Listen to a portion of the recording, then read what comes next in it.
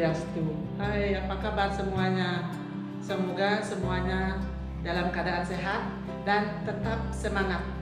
Bertemu kembali dengan Ibu Nima Demenung dari SMA Negeri 1 Marga. Di sini saya mengampu mata pelajaran ekonomi. Pada video pembelajaran hari ini kita akan membahas beberapa materi, di antaranya adalah materi bank sentral, sistem pembayaran, dan alat-alat pembayaran. Baik, di sini akan disampaikan yaitu tujuan pembelajaran, di mana tujuan daripada pembelajaran materi hari ini adalah mendeskripsikan bank sentral, sistem pembayaran, dan alat pembayaran dalam perekonomian Indonesia. Bank sebuah badan keuangan yang umumnya dimiliki oleh negara, pemerintah yang bertanggung jawab untuk mengatur serta menjamin tingkat kegiatan ekonomi berjalan dengan stabil. Undang-Undang Nomor 23 Tahun 1999 tentang Bank Indonesia. Bank Indonesia merupakan lembaga negara yang independen dalam melaksanakan tugas dan wewenangnya, bebas dari campur tangan pemerintah dan pihak lain. Independen Bank Sentral, independensi kelembagaan itu yang pertama. Terus yang kedua adalah independensi sasaran akhir. Yang ketiga, independensi instrumen. Yang keempat, independensi personal. Yang kelima, independensi keuangan.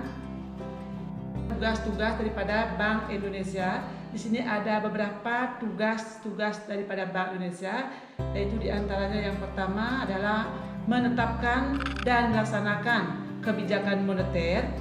Terus yang kedua tugasnya adalah mengatur dan menjaga kelancaran sistem pembayaran. Dan yang ketiga adalah menjaga stabilitas sistem keuangan di Indonesia.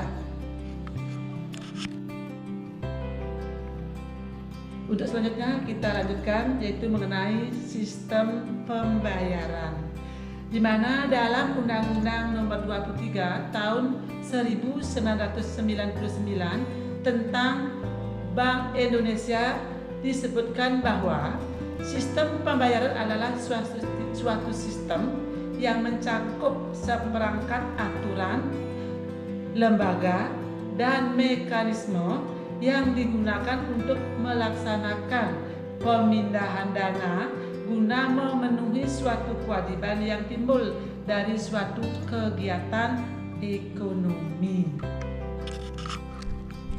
Kalau kita lihat sistem pembayaran ada dua ya. Sini yang pertama ada sistem pembayaran tunai.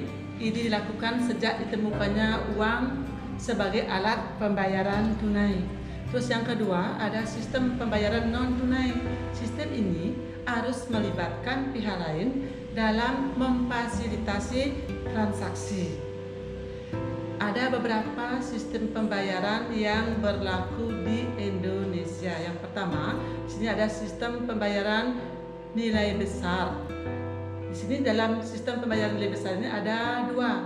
Yang pertama adalah Bank Indonesia Real Time Gross Statement atau BIRTGS, merupakan sistem transfer dan elektronik alat antar peserta dalam mata uang rupiah yang penyelesaiannya dilakukan secara seketika per transaksi secara individu. Terus yang kedua ada Bank Indonesia Securities Statement atau BISSS. Ini adalah merupakan sarana transaksi dengan Bank Indonesia, termasuk penata usahanya surat-surat berharga secara elektronik. Terus yang nomor berikut adalah sistem pembayaran nilai kecil atau retail. Ya, di sini ada tiga jenis. Yang pertama ada alat pembayaran dengan kartu atau kartu kredit, kartu debit atau ATM serta e-money. Terus yang kedua ada kegiatan usaha pengiriman uang, yaitu di sini berupa transfer seperti Western Union. Dan yang terakhir, yang ketiga, ada sistem clearing nasional Bank Indonesia alat pembayaran. Di sini dalam Undang-Undang Nomor 7 Tahun 2011 tentang mata uang sebagai alat pembayaran yang sah dapat diartikan bahwa uang adalah alat untuk mempermudah dalam melakukan suatu pertukaran, untuk mempermudah pertukaran yang secara umum dapat diterima di dalam bentuk pengembalian barang-barang atau jasa serta untuk pembayaran utang. Baik, untuk selanjutnya kita lanjutkan yaitu mengenai fungsi uang. Di sini ada beberapa daripada fungsi uang. Yang pertama ada fungsi asli dan yang kedua ada namanya adalah fungsi turunan. Di mana kalau kita lihat dari fungsi yang pertama yaitu fungsi asli, ini adalah sebagai alat tukar umum dan yang kedua adalah sebagai alat satuan hitung. Terus fungsi yang kedua daripada uang adalah fungsi turunan. Dalam fungsi turunan ada beberapa fungsi daripada uang, di mana yang pertama adalah sebagai alat pembayaran, terus yang kedua sebagai alat penimbun kekayaan, terus yang ketiga ada uang sebagai alat pembentukan modal, dan yang terakhir adalah uang sebagai ukuran harga atau nilai. Itu ada tadi beberapa fungsi uang. Terus yang berikutnya adalah jenis-jenis uang. Kalau kita lihat jenis-jenis daripada uang itu ada beberapa. Yang pertama adalah berdasarkan bahan pembuatannya. Ini uang bisa dibuat dari uang logam, dan yang kedua bisa dibuat dari uang kertas.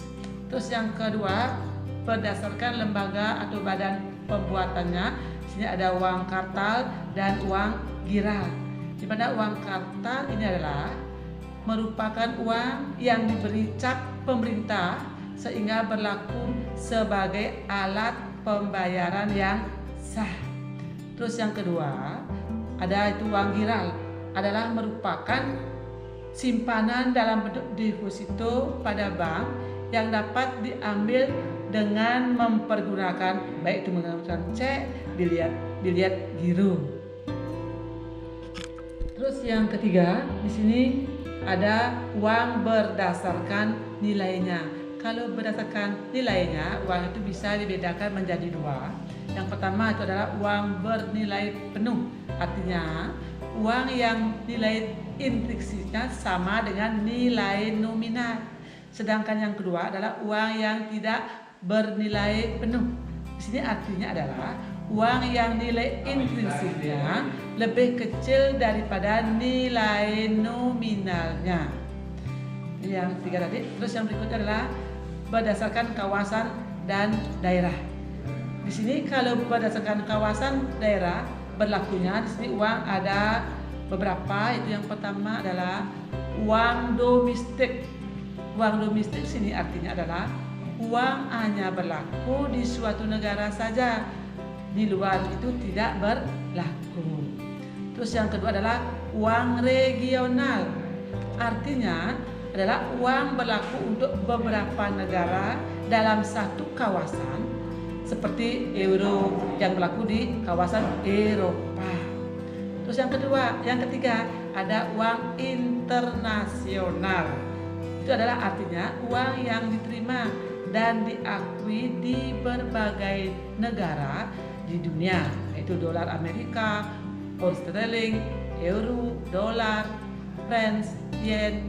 Nah, yang berikutnya yaitu syarat-syarat uang. Di sini ada beberapa syarat-syarat daripada uang. Yang pertama ada acceptability atau digemari dan diterima umum. Yang kedua ada namanya portability, artinya adalah mudah disimpan dan dipindah tangankan. Terus yang ketiga yaitu durability, artinya uang itu tahan lama. Terus yang keempat divisibility, itu dapat dibagi-bagi tanpa mengurangi nilainya. Yang kelima ada namanya adalah stability of value, itu nilainya stabil dan tetap. Dan yang terakhir adalah uniformity, adalah jumlahnya cukup. Baik, itulah video pembelajaran kita untuk hari ini. Semoga bermanfaat untuk pembelajaran di masa pandemi sekarang, dan tetap semangat.